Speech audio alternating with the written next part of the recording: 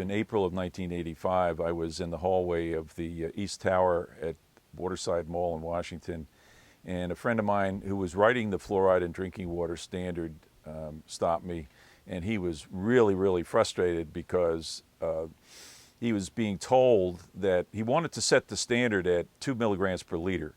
He thought that was easily justified, but they told him they didn't want it 2, they wanted it 4. He was called to the director's office and told that what he was going to do. So he had to go back and alter the scientific document to support a higher number. So it was originally intended to be half of what it is now.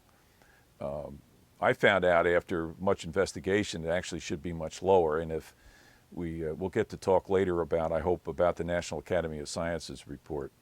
But when he told me this, that he was being forced to lie, basically, I got really, really interested, and I thought, this is something we need to run up the flagpole and draw people's attention to, and maybe we can get a change of climate in the agency. To do something about this, we started writing letters to the administrator. It totally ignored us, never got responses to anything. It was as if we didn't even exist. We became aware once we heard that the agency wanted to set the drinking water standard at 4 ppm. We started digging into this. We went to look at the criteria document that was to be the agency's scientific justification for that, and found out a couple of things. One, that it was written by a contractor. It wasn't done by EPA staff people. They had ignored quite a bit of the data on some critical toxicity points, not only the high incidence of dental fluorosis that would occur, but also mutagenicity, and there was some indications of carcinogenicity that were just not showing up in the criteria document. Dr. Carton and I went to see the head of the drinking water office at that time and asked that the people who wrote that criteria document come and give a seminar, very much like Dr. Yamianis had given us one, and to justify the conclusions that were in the criteria document. And the drinking water office said, "Oh no, we're not going to do that. There was a notice and comment period, and that's all closed, and this is a closed issue. We're not going to get into that." And so that started the long train of suspicion, which continues to this very day, about what EPA's complicity is in the national program for water fluoridation. Well, one of the things that developed out of this finding that the agency wasn't going to really take a hard look at the science, we were contacted by the Natural Resources Defense Council, which had a lawsuit against EPA involving this drinking water standard. And they asked if we would write an amicus curiae brief to enter into that lawsuit. And they said, if you guys will write the science part, we'll take care of the legal part. And we said, well, absolutely. And so Dr. Carton did basically all of the scientific writing in connection with that amicus brief.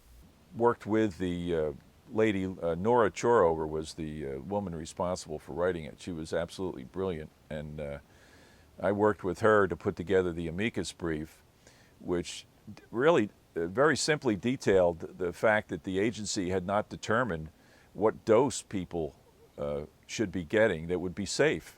And we went through all of the logical arguments about how much people drink, what is the lowest effect level, and all the things that they really hadn't determined. They avoided trying to give real specific information in the regulation so that they couldn't be held accountable, But the judges, the 3 judges, the District Court of District of Columbia, refused to allow it in court. If we'd been allowed in court, that standard would have been dead in the water, because we knew what the story was, and we represented the experts at the agency who the agency had to call upon to justify their standard. So if they ever had to call upon our own people, they would never have been able to justify the standard. So the court wouldn't allow it, because they didn't want to have that conflict, I guess. And By doing so, of course, the truth never got out. Well, EPA is fighting really hard to avoid getting in the way of the Department of Health and Human Services national program for water fluoridation. They want to play the good federal soldier.